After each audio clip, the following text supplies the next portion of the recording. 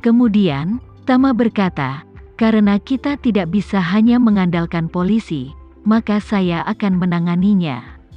Saya tidak peduli berapa banyak geng yang ada, tetapi geng yang berspesialisasi dalam melecehkan rekan senegaranya ini, saya harus mencabutnya. Efisiensi investigasi Cataclysmic Front sangat tinggi. Setelah hanya 1 malam, mereka memiliki gagasan yang jelas tentang apa yang terjadi. Yoshua menelepon Tama dan melaporkan secara rinci, Tuan Renza, menurut penyelidikan bawahan saya, wanita Indonesia yang pernah menjalin hubungan dengan ibu mertuamu, di Providence, wanita itu tidak disebut Mira Niluh, tapi namanya adalah Elizabeth Zo. Elizabeth Zo, Tama mengerutkan kening dan bertanya, dari mana asal wanita ini? Yoshua berkata, Elizabeth ini, yang datang ke Amerika Serikat secara ilegal sendirian lebih dari 20 tahun yang lalu, awalnya berharap bekerja di Amerika Serikat untuk mendapatkan uang, membangun rumah untuk kedua putranya di rumah dan menikahkan mereka. Dia menggunakan semua tabungan saat mentransfer dari Indonesia ke AS. Setelah tiba di sini, dia mengubah namanya menjadi Carolina Emily, dan bekerja sebagai pengasuh untuk keluarga Indonesia di Indonesia tahun setempat. Alasan mengapa dia menggunakan nama samaran adalah karena penyelundup yang membawanya ke Amerika Serikat memberitahunya, bahwa karena dia tinggal secara ilegal di Amerika Serikat, tidak ada yang harus tahu identitas aslinya. Dimungkinkan untuk mendapatkan kartu hijau dengan identitas asli Anda lagi, tetapi jika seseorang mengetahui bahwa Anda adalah imigran ilegal, akan sulit untuk mendapatkan kartu hijau lagi.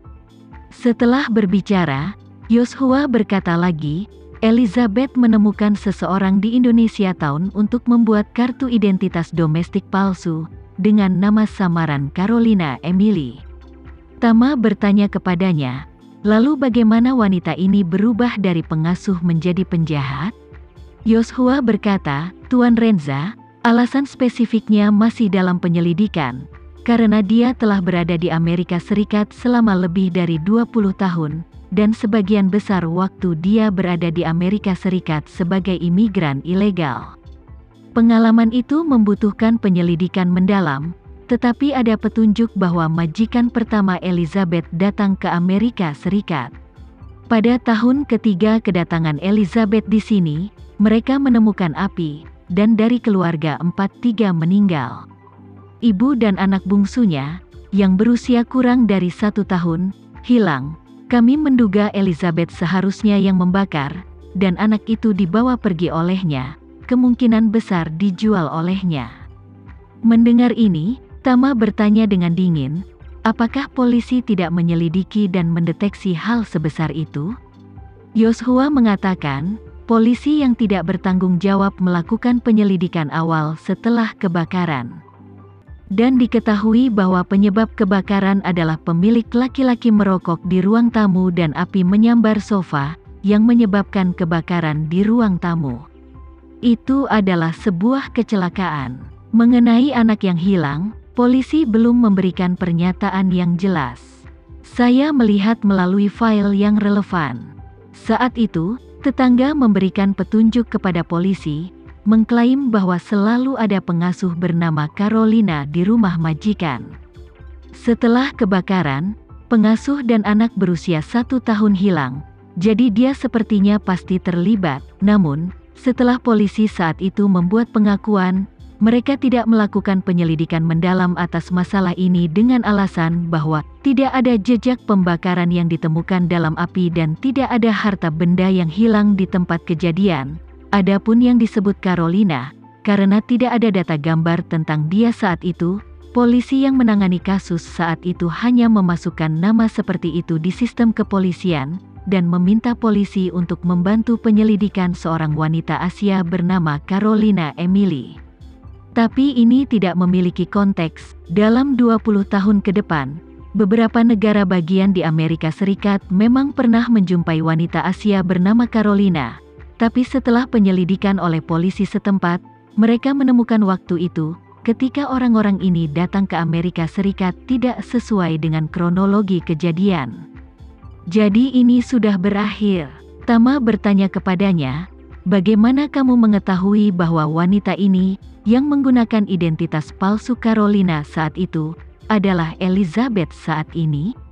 Yoshua berkata, Tuan Renza, saya menemukan video pengawasan luar ruangan dari Providence, memperbaiki foto definisi tinggi Elizabeth, dan meletakkannya di jaringan informasi Cataclysmic Front, dan salah satu dari mereka memberi kami informasi. Informannya adalah penyelundup yang membawa Elizabeth ke Amerika Serikat, dan dia telah menyimpan informasi identitas semua penumpang gelap selama bertahun-tahun. Tama bertanya lagi, lalu apa identitas asli Elizabeth sekarang?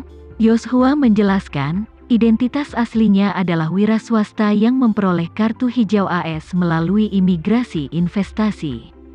Sekitar 2010, dia lulus program imigrasi investasi EB-5 di Amerika Serikat, dan berada di pusat regional yang disetujui oleh layanan imigrasi AS. Dia menginvestasikan $1 juta dan secara resmi mendapatkan kartu hijau AS. Tama berkata dengan dingin, seorang imigran gelap yang menyelundupkan ke Amerika Serikat untuk bekerja sebagai pengasuh anak, dia benar-benar dapat menghabiskan $1 juta AS untuk imigrasi investasi. Selama bertahun-tahun, saya tidak tahu berapa banyak uang hitam yang dia hasilkan dengan menggunakan cara menipu orang ini. Setelah berbicara, Tama bertanya lagi, Yoshua, apakah kamu sudah menyelidiki situasi keluarga Elizabeth ini?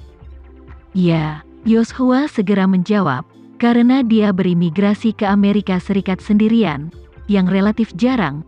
Jadi saya secara khusus menyelidiki keluarga dan menemukan bahwa semua anggota keluarganya saat ini tinggal di Indonesia, dan keluarga masih berhubungan. Mereka mendirikan perusahaan perdagangan impor dan ekspor, menunjukkan bahwa sedang melakukan perdagangan impor dan ekspor antara Indonesia dan Amerika Serikat, tapi sebenarnya perusahaan itu tidak punya bisnis, hanya cangkang kosong. Setelah berbicara, Yoshua menambahkan, namun, kondisi kehidupan kedua putranya sangat baik, masing-masing punya aset ratusan juta bahkan hampir 100 miliar, dan keluarga itu makmur, dan kedua putra itu memiliki total 8 anak. Menurut penyelidikan informan saya, uang keluarganya berasal dari pertukaran mata uang pribadi mereka. Tama berkata, jelaskan secara rinci. Yoshua memperkenalkan, artinya, yang dibutuhkan Elizabeth adalah menukar dolar yang dia peroleh di Amerika Serikat dengan rupiah, dan beberapa orang di Indonesia ingin menukar rupiah dengan dolar, jadi mereka berdagang secara pribadi, di pasar domestik. Penukar menyerahkan mata uang Indonesia yang setara kepada putra Elizabeth, dan Elizabeth menyerahkan dolar AS yang setara kepada kerabat yang lain di Amerika Serikat. Dia telah menggunakan cara ini untuk mengirim setidaknya $30 juta AS ke rumah selama bertahun-tahun. $30 juta, kata Tama dingin, $30 juta. Saya tidak tahu berapa banyak orang yang terjebak olehnya di balik semua ini. Tama berhenti sejenak dan menginstruksikan, Yoshua, atur rantai bukti yang cukup, dan laporkan mereka ke polisi domestik tepat waktu. Keluarga Elizabeth membantu Elizabeth untuk menyembunyikan, dan bahkan menggunakan pendapatan ilegalnya di luar negeri. Ini jelas merupakan pencucian uang. Itu adalah kejahatan, dan ketika saatnya tiba, semua rantai bukti akan diambil. Semua keuntungan ilegalnya harus disita. Bukankah wanita ini mencoba menghasilkan uang hitam untuk dibelanjakan pada keluarganya? Saya ingin membuat semua usahanya selama lebih dari 20 tahun sia-sia. Baik, Yoshua berkata tanpa ragu, jangan khawatir, Tuan Renza, bawahan Anda akan mengatur. Pada saat ini, Elizabeth baru saja bangun di dalam mobil. Rano dan Alex bergantian mengemudi semalaman, dan hanya berkendara 1,000 km. Sekarang mereka lebih dari 2,000 km jauhnya dari perbatasan AS Meksiko. Menurut rencana Elizabeth, Dia meminta keduanya untuk mengemudi sampai ke El Paso, Texas, dan kemudian dari sini ke Meksiko melalui darat. Elizabeth, yang melakukan perjalanan jauh di dalam mobil sepanjang malam, masih agak linglung karena dia kurang tidur. Dia tiba-tiba teringat ketika dia pertama kali datang ke Amerika.